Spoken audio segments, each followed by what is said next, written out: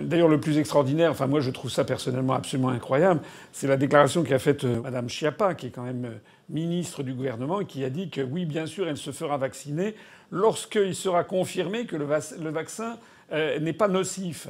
C'est-à-dire qu'on a un gouvernement quand même, excusez-moi, là je fais un petit peu de politique, mais enfin un peu beaucoup, on a quand même un gouvernement qui va imposer des vaccinations, notamment à des personnes très âgées et peut-être immunodéprimées dans les EHPAD, qui n'ont pas forcément la faculté de juger par elles-mêmes parce elles n'ont pas forcément un degré de leur dispositif cognitif c'est peut-être affaibli, je ne sais pas.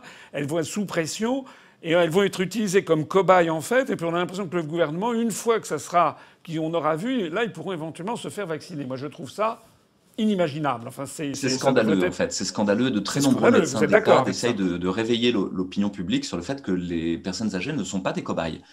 Effectivement, ça ne fait pas partie du développement d'un vaccin de faire ensuite un essai de phase 4 sur des pauvres gens. Ce qui est drôle, pour revenir sur les politiques, il y a une petite vidéo très intéressante que vous pourrez essayer de retrouver sur Internet qui montre la première ministre australienne qui se fait vacciner.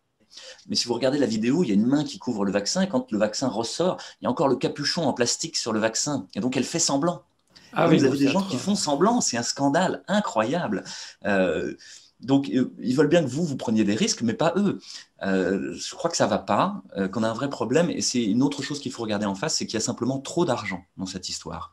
Et quand vous avez trop d'argent, vous avez un problème de corruption systémique. Donc là, je crois qu'il va falloir que des journalistes d'investigation fassent le travail de trouver qui a reçu de l'argent, qui n'en a pas reçu.